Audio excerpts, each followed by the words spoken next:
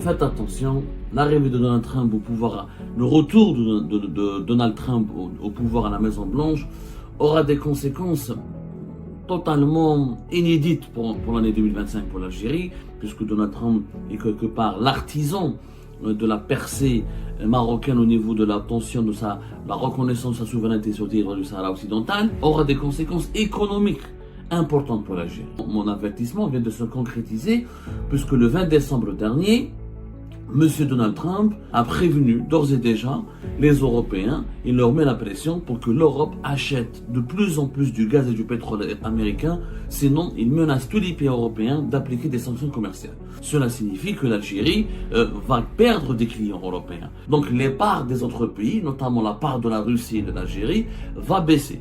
Si la part de l'Algérie baisse, c'est plusieurs milliards de dollars de revenus de pertes pour l'Algérie. Donc il y a une stratégie américaine énergétique extrêmement agressive. Et les Algériens, on n'arrive pas à la comprendre. C'est moins de rentrées en devises pour l'État algérien, c'est moins d'argent pour importer des produits de première nécessité comme les médicaments, les céréales.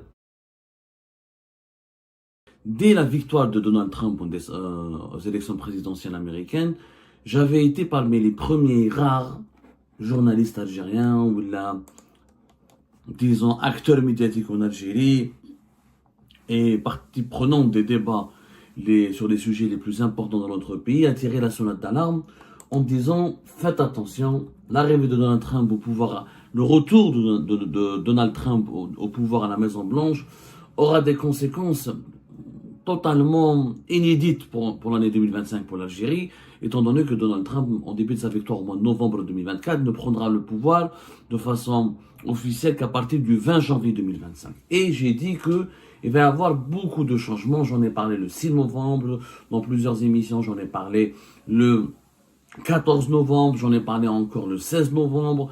J'ai dit que les changements les plus importants pour l'Algérie ne vont pas se résumer au niveau de la situation géopolitique, puisque Donald Trump est quelque part l'artisan de la percée marocaine au niveau de l'obtention de la reconnaissance de sa souveraineté sur le territoire du Sahara occidental, et que depuis la reconnaissance des États-Unis d'Amérique de la marocanité du Sahara occidental, les rapports et le conflit algéro-marocain a pris une dimension totalement tragique à partir de fin 2020 et été 2021. Il y aura aussi l'arrivée au pouvoir de Donald Trump, je l'ai prévu, je l'ai prédit, j'en ai parlé, aura des conséquences économiques importantes pour l'Algérie. Mon avertissement vient de se concrétiser, puisque le 20 décembre dernier, Monsieur Donald Trump a prévenu d'ores et déjà les Européens, il leur met la pression pour que l'Europe achète de plus en plus du gaz et du pétrole américain, sinon il menace tous les pays européens d'appliquer des sanctions commerciales. Dans un message sur les réseaux sociaux, voilà ce qu'il a dit M. Donald Trump. J'ai dit à l'Union européenne qu'elle devait combler son énorme déficit avec les États-Unis en achetant à grande échelle notre pétrole et notre gaz. Sinon, ce sont les droits de douane qui s'appliqueront. C'est une menace claire de M. Donald Trump.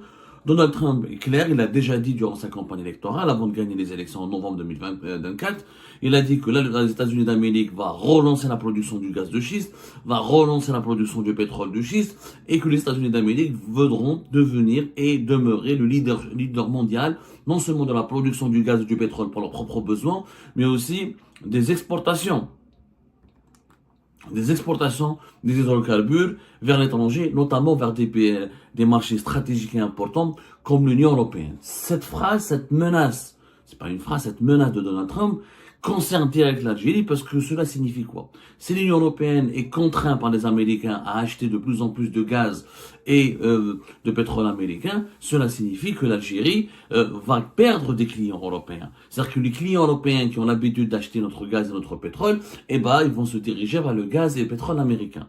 Sachant que nous, le continent européen, c'est notre principal client. Il faut savoir que les échanges économiques, les pays de l'Union européenne, c'est pratiquement 60% de nos exportations. Des exportations qui sont dominées par le pétrole et le gaz. Le marché des hydrocarbures, le gaz et le pétrole algérien, entre 60 à 65%, il est vendu dans les marchés européens. Notre principal partenaire commercial, c'est l'Union européenne. C'est pas la Chine. L'Union européenne qui regroupe l'Italie, la France, tous les pays. Le premier pays client du gaz, par exemple, en Algérie, le gaz algérien, c'est l'Italie. Ensuite, c'est l'Espagne. ensuite d'autres pays européens comme la France, comme le Portugal. Mais globalement, l'Union européenne est pour nous le marché le plus stratégique. Dans tous nos échanges commerciaux, l'Union européenne, c'est plus de 50% de nos échanges commerciaux avec le monde. On va analyser des chiffres. Il faut savoir que pour le moment, déjà bien avant cette menace de Donald Trump, le pétrole et le gaz américain ont fait une percée extraordinaire dans les pays de l'Union européenne. Il faut savoir, quand on prend par exemple le classement du gaz transporté par gazoduc, c'est pas les États-Unis d'Amérique qui dominent. Le premier pays fournisseur de l'Union européenne en 2023 a été la Norvège. 46% du gaz naturel qui est vendu, acheminé à l'Europe par gazoduc. Encore une fois, je fais de la pédagogie, c'est important pour comprendre cette nouvelle configuration économique que nous risquons de subir avec le retour de Donald Trump au pouvoir à la Maison-Blanche. Il y a deux types de gaz. Il y a le gaz qu'on vend par gazoduc et le fameux GNL, le gaz naturel liquéfié. C'est du gaz qui est transformé selon un processus industriel. En l'état, il devient liquide et c'est pour ça qu'on l'appelle liquéfié. Il est transporté dans des bateaux qu'on les appelle les méthaniers. Ensuite, les pays qui achètent ce gaz vont le regazifier pour l'utiliser pour leur usage industriel, leur usage domestique. Dans le gaz naturel pur, le premier fournisseur de l'Union européenne, c'est la Norvège. Après la Russie qui était le premier à plus de 40%, maintenant elle ne fournit que 17,4% du gaz naturel, elle ne couvre que 17,4% des besoins du gaz naturel du marché de l'Union européenne. Ensuite, c'est l'Algérie, 13,4%. C'est une belle avancée. Avant la guerre en Ukraine, on était en général entre 8 et 9%. On a gagné des parts de marché grâce à la crise énergétique en Union européenne. Ça, c'est les chiffres de 2023. 2024, malheureusement, on a exporté moins de gaz qu'en 2023. Je vais vous dire après les chiffres. Mais on reste entre 12 et 13% de parts de marché de l'Union européenne. Ensuite, c'est la Grande-Bretagne, parce que la Grande-Bretagne, il y a du gaz au niveau de la mer du Nord, ils ont du pétrole et du gaz. Ils couvrent 12,9% des besoins du gaz naturel pour l'Union européenne. Et l'Azerbaïdjan, 7,2%. Les États-Unis ne sont pas présents dans ce marché du gaz naturel par gazoduc. Il n'y a pas un gazoduc depuis les États-Unis vers l'Union européenne. L'immensité géographique, l'immensité de la séparation géographique entre les deux continents fait en sorte que c'est pas possible. Il faudra un gazoduc de plusieurs centaines de milliards de dollars pour relier les deux continents. Ce qui fait que les États-Unis vendent généralement que du GNL pour l'Union européenne. Voilà. Que du GNL. Le GNL, c'est les États-Unis qui dominent le marché. Ce n'est plus la Russie. Avant que c'était la Russie, aujourd'hui, c'est les États-Unis d'Amérique à plus de 40%. 40,2% depuis 2023. La Russie, c'est que 13,2%. Le Qatar, 13%. Il est en train de dépasser la Russie. Ensuite, l'Algérie, 6,7%. Et la Norvège, 6%. Donc, le GNL, les Américains dominent totalement. Maintenant, vous allez me dire, mais Abdou, nous, on n'est pas menacés, puisque nous, on a les gazoducs, etc. Sauf que, qu'un des pays aujourd'hui, s'ils importent plutôt, s'ils consomment plus de GNL que de gaz naturel qui vient par les gazoducs, eh ben, ils vont diminuer leurs importations du gaz naturel classique pour recourir au GNL. Par exemple, pour la France, le GNL américain domine en France de plus de 22%, entre 22 et 25% du gaz qui est consommé par les Français, il vient des États-Unis d'Amérique. C'est du GNL. Ce n'est plus du gaz naturel qu'on a l'habitude de vendre via les gazoducs. Non, 25%. Depuis 2022, 25%. Et les chiffres ont augmenté depuis 2022. C'est-à-dire qu'en France, un pays comme la France s'appuie essentiellement sur le GNL.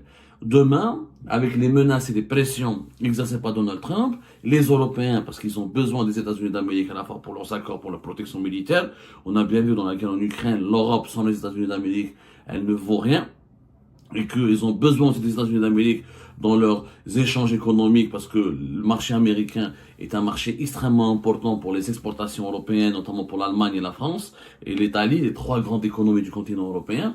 Donc, ils seront obligés de céder, ils vont peut-être même plus, c'est pas que céder, c'est que Donald Trump va augmenter la production, donc le coût du gaz de schiste et du pétrole de schiste américain va encore baisser, donc ce sera des prix plus attractifs. il y aura des prix encore plus attractifs. Donc les Européens, ça les arrange pas d'acheter du pétrole et du gaz au niveau des États-Unis d'Amérique. Il faut savoir que l'Union européenne en 2023 a consommé plus de 350 milliards de mètres cubes. Donc, si l'Europe prend davantage de GNL américain, cela signifie que le gaz qui est acheminé par le gazoduc et qui profite essentiellement à la Norvège et à l'Algérie, va diminuer, les consommations de gaz naturel vont diminuer pour céder de la place aux consommations du GNL, qui est le gaz naturel liquéfié. Et c'est là où nous allons perdre des marchés. Nous allons perdre des marchés. Il faut savoir que le gaz naturel et le gaz naturel liquéfié, en 2023, il a ramené à l'Algérie plus de 24 milliards de dollars. Plus de 24 milliards de dollars. C'est pas n'importe quoi. Il faut savoir que le pétrole nous ramène que 12 milliards de dollars. Et nous sommes un pays essentiellement gazier. Je le rappelle que 66% de notre production du gaz, 66% de notre production des hydrocarbures, c'est du gaz naturel. Le pétrole brut, ce n'est que 24%. Et de nos exportations à l'étranger, kiff, entre 65 à 65, presque 70% de nos exportations, c'est le gaz naturel. Le gaz naturel, par exemple, le gaz naturel par gazoduc qu'on a vendu en 2023, 35 milliards de mètres cubes, c'est moins que 36 milliards de mètres cubes de l'année 2022 et moins que les 39 milliards de mètres cubes de l'année 2021. Par le gazoduc, le gaz naturel algérien est vendu presque à 100% qu'aux pays de l'Union européenne, parce que nous avons deux gazoducs que nous utilisons, le Medgaz et le Trans-Mediterranean Pipeline. Le Maghreb Europe, elle a été fermée depuis octobre 2021 parce qu'il passe par le Maroc. Le GNL, c'est plus diversifié. Nous avons vendu pour 28 millions de mètres cubes en 2023. Notre premier client de GNL, c'est la Turquie. C'est pas un pays de l'Union européenne. C'est lui le premier client de GNL depuis 2023 pratiquement. Sauf que si on combine les achats des autres pays européens, et ben on se retrouve que l'ensemble des pays européens nous achètent beaucoup plus que la Turquie. C'est la Turquie qui nous prend 2,7 millions de tonnes de GNL durant l'année 2023. La France nous prend 1,5 million de tonnes. L'Italie et l'Espagne, 950 000. Donc les deux, on a plus de 3 millions, 4 millions de tonnes. En réalité, les pays de l'Union européenne consomment plus de GNL algérien. Donc si le GNL nous a ramené nous a permis de gagner en 2023 7,9 milliards de dollars. C'est quand même pas n'importe quoi. Acheter plus du GNL américain, ça veut dire acheter moins du GNL algérien. Acheter plus du gaz, du schiste américain, ça veut dire acheter moins ou consommer moins le gaz naturel algérien. Donc il y a une menace pour l'Algérie de perdre de l'argent. Sachant, vous le savez, que nous vivons essentiellement du gaz et du pétrole, surtout du gaz qui constitue encore une fois plus de 60 à 65% de nos exportations.